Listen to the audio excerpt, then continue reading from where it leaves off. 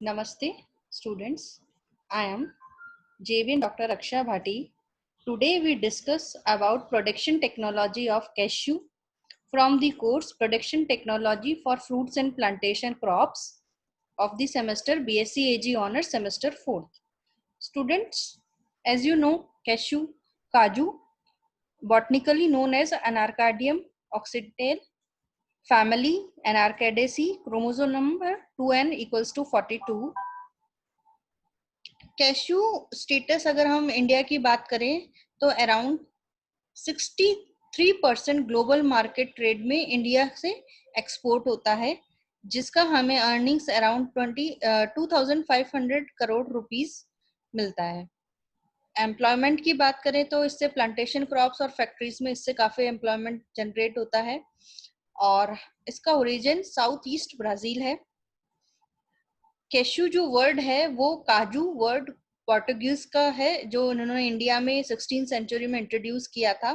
Now इसकी 20 species cultivation की जाती है और कैश्यू प्रोड्यूसिंग जो कंट्रीज हैं उसमें Vietnam, India, Nigeria, Brazil, Indonesia ये मेन कंट्रीज हैं। और अगर हम स्टेट की इंडिया में बात करें तो केरला फर्स्ट है, then Karnataka, Goa, Maharashtra, Tamil Nadu.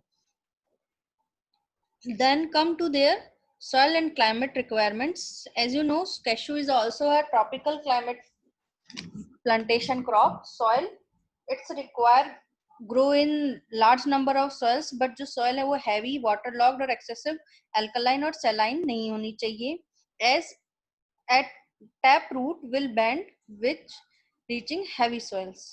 Roots of cashew जो है वो mainly tape root होती हैं, जिसके अंदर जो राइजोस्फीयर होता है 60 सेंटीमीटर से 70% एक्टिव रूट प्रेजेंट रहती है। क्लाइमेट की बात करें, it is a sun loving and doesn't tolerate excessive shade. It cannot tolerate temperature above 45 degrees centigrade during fruit set and development stage. Cashew is a tropical, जो मैंने आपको पहले बताया, इसलिए it is a loving warm and humid moist climate जो कि tropical region में होता है, जो हमारे साउथ इंडिया का रीजन है, Kerala, Goa, Tamil Nadu, Karnataka, Maharashtra. Then come climate for cashew जो है, लेकिन इसमें एक हॉपिकिंस बायोक्लाइमेटिक लॉ है जिसके अकॉर्डिंग जियोग्राफिकल कोऑर्डिनेट्स में लैटिट्यूड, लॉन्गिट्यूड और अल्टीट्यूड जो कि फ्लावरिंग को इसकी इम्पैक्ट कर सकता है। तो एवरी 400 फीट एल्टीट्यूड और every 1 degree latitude and 5 degree longitude इसकी सबसे ज्यादा ग्रोथ के लिए जरूरी है। अगर ये नहीं मिलता तो इसकी फ्लावरिंग डिले हो सकती है और फ्लावरिंग फ्रूट सेट खराब हो सकता है। टेम्परेचर की अगर हम बात करें तो इसको 15 to 45 डिग्री सेंटीग्रेड टेम्परेचर चाहिए। Metrological factors like light, night temperature and day maximum light also influence the reproductive phase. Sunshine की अगर हम बात करें तो 2000 to 2400 lux over sunshine per year इसको रिक्वायर्ड है। Then come cashews varieties. Breeding achievements जितना भी है, ये सारा काम मेनली CPCRI में जो मैं आपको बताए हैं वहां पे होती है।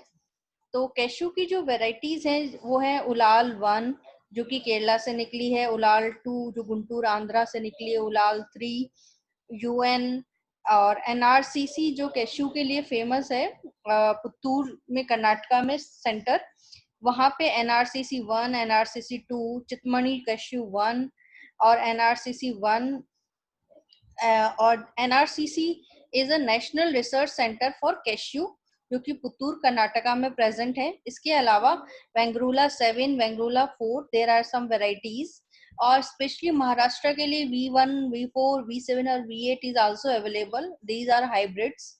तो डिफरेंट स्टेट्स के लिए डिफरेंट वेराइटीज को ग्रो किया जाता है commercially for best results.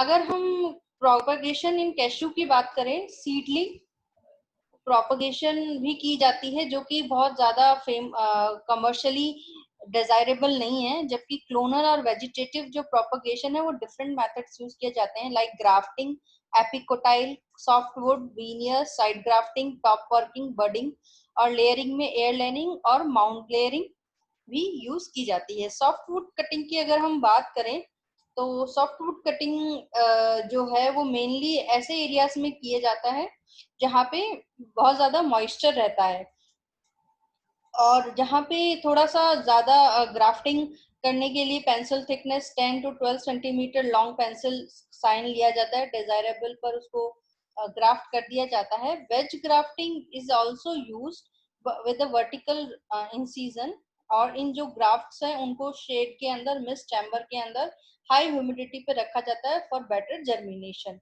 When they sprouted the polythene caps, और हटा के उनको 3 to 4 वीक्स उसके सक्सेसफुल ग्राफ्टिंग के साइंस देखकर उसको आगे प्रोसीड किया जाता है। प्लांटिंग और management of grafts is also easy.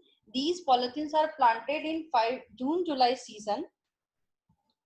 Top working भी की जाती है, जैसे कुछ जगह जैसे ARS उलाल ने, एग्रीकल्चर रिसर्च सेंटर उलाल में जो है उन्होंने कुछ स्टेप्स फॉलो किए हैं for regeneration of cashew.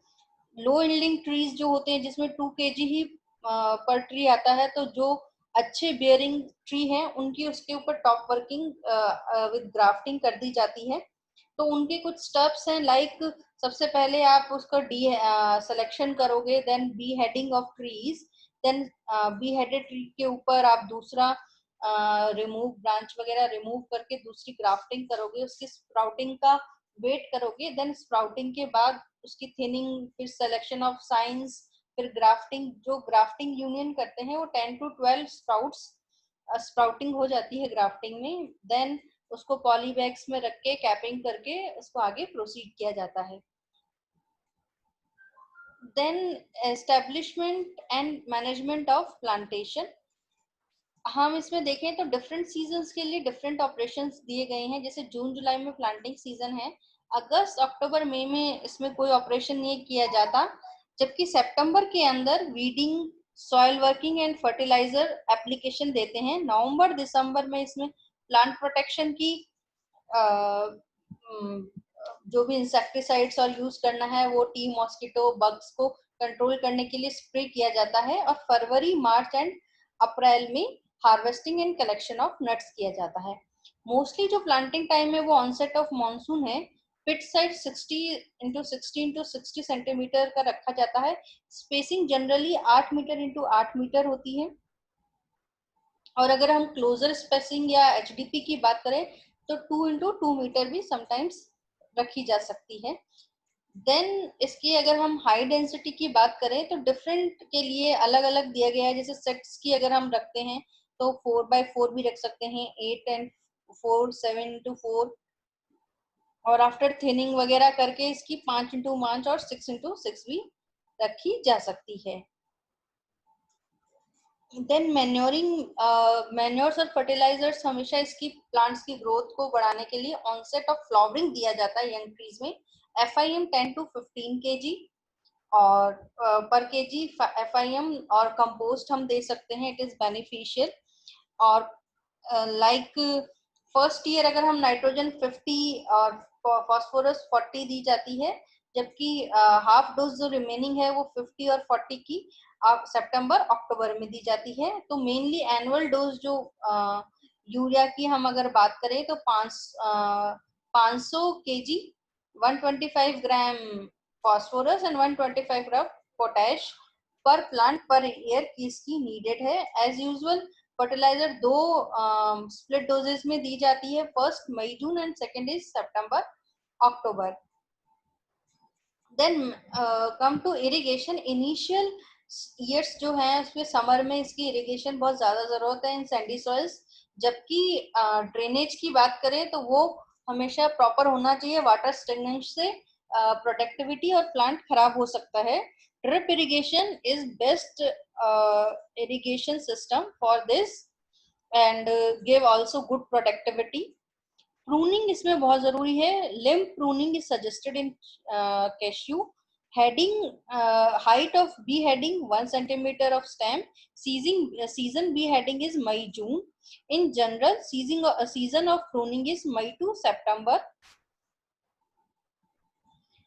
Then plant protection की अंदर कैशू के अंदर जो मेनली पेस्ट लगते हैं वो tea mosquito bug, stem and root borer, mealybug, flower thrips, leaf miner, leaf and blossom fibre होते हैं। डिजीज की बात करें तो dieback and pink disease, leaf spot, powdery mildew, root and seedling rot, fruit rot etcetera.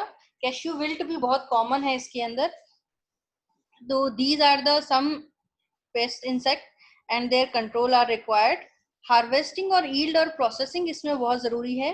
Harvesting जो इसकी करते हैं, प्री फ्लावरिंग स्टेज जो है इसकी 3 to 4 years पर आती है, जबकि full bearing stage 10 to 12 year आते हैं।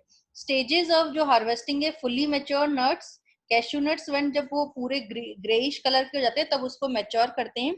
हार्वेस्टिंग के इसके दो मेथड्स हैं, एक तो कलेक्शन ऑफ फॉलन, जो नट्स नीचे गिर जाते हैं उनको कलेक्ट कर लेते हैं, या एप्पल की तरह पीरियोडिकली प्लकिंग की जाती है उनकी, जिसको पीरियोडिकल प्लकिंग ऑफ एप्पल भी कहा जाता है। यील्ड इसकी 10 to 15 kg पर रॉ नट्स प्राप्त बियर होता है। और प्रोसेसिंग की बात करें तो हार्वेस्टिंग नट्स को 2 से 3 days ड्राई किया जाता है। देन उसको हम एक, अगर उसके अंदर 8 to 9% तक मॉइस्चर कंटेंट है तो हम उसको 1 year तक स्टोर कर सकते हैं। मैकेनिक प्रोसेस भी करते हैं जिससे कि हम उसको ड्राई करके, रोस्टिंग करके, शेलिंग, पीलिंग, इन सब मेथड से उसको इसकी जो मॉइस्चर कंटेंट है वो 8 to 9% ले जा सकते हैं। Then come to grading. Mainly main grades जो है वो होल जो बिग कर्नल होता है जिसका वेट 180 ग्राम्स होता है वो मेन ग्रेड में आता है। सेकंड ग्रेड वो होते हैं जो होल तो होते हैं लेकिन गुड और मीडियम साइज्ड होते हैं। थर्ड ग्रेड के अंदर हाफ और ब्रोकन आते हैं। फोर्थ ग्रेड के अंदर रिजेक्टेड एंड स्पॉइल्ड जो होते हैं, जो लोकली सोल्ड की जाती हैं, उनको उसके अंदर लेते हैं। और ये सारी grading CPC cashew export promotion confirms in grade को तय करता है। तो students, this is all about production technology of cashew. Thank you.